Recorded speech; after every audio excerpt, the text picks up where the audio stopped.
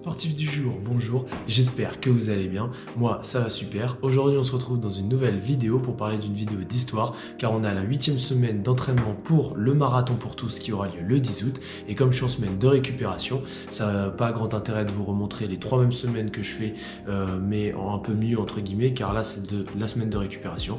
Donc on est tout de suite parti pour une nouvelle vidéo d'histoire et aujourd'hui on va parler de Marie Marvin. Je vous emmène à la découverte de Marie Marvin, surnommée la fiancée du danger. C'était une pionnière française aux multiples talents. Si vous aimez la vidéo, n'oubliez pas de liker, de vous abonner et de commenter. Ça soutient vraiment la chaîne et on n'est pas très loin des 400 abonnés en plus, donc ce serait vraiment génial. J'ai un record mondial, sport, art, sciences, record, invention, etc., qui n'a jamais été relevé, ni homme ni femme.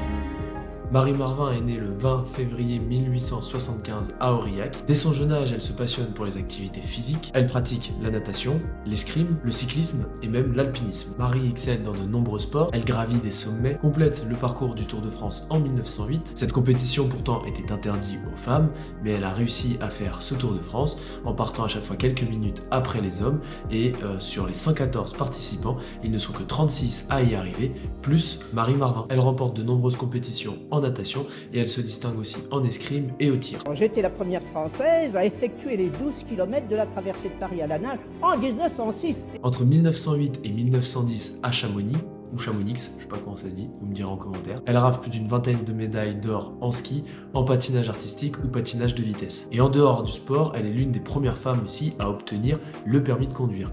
À chaque fois, c'est une pionnière, on voit bien qu'elle est première partout et ça ne s'arrête pas là. En 1909, elle devient l'une des premières femmes à obtenir aussi un brevet de pilote d'aéroplane.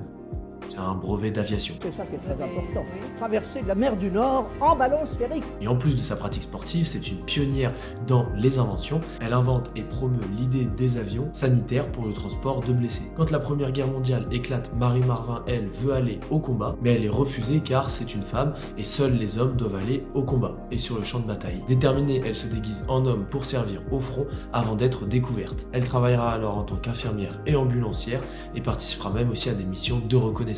Après la guerre, Marie Marvin continue de promouvoir ses avions sanitaires. Elle donne des conférences et écrits sur l'importance de l'aviation médicale, influençant le développement des services d'ambulance aérienne moderne. Marie Marvin reçoit plusieurs distinctions, dont le titre de Chevalier de la Légion d'honneur et la médaille de l'aéronautique. À ce jour, Marie Marvin, ou plutôt la fiancée du danger, demeure la femme la plus décorée de l'histoire de France, avec 34 médailles et décorations. Et elle finit par mourir en 1963. Son héritage perdure dans le sport, dans la médecine et dans l'aviation. Sa détermination, son courage et son esprit d'innovation continuent d'inspirer des générations de femmes à suivre leurs rêves quels que soient leurs obstacles. Elle reste une figure emblématique de l'aviation et du sport. Des infrastructures sportives portent son nom, notamment le stade de football du Mans FC qui depuis 2022 s'appelle Marie Marvin. Merci à tous d'avoir regardé cette vidéo. Je sais que c'était une courte description sur la vie de Marie Marvin.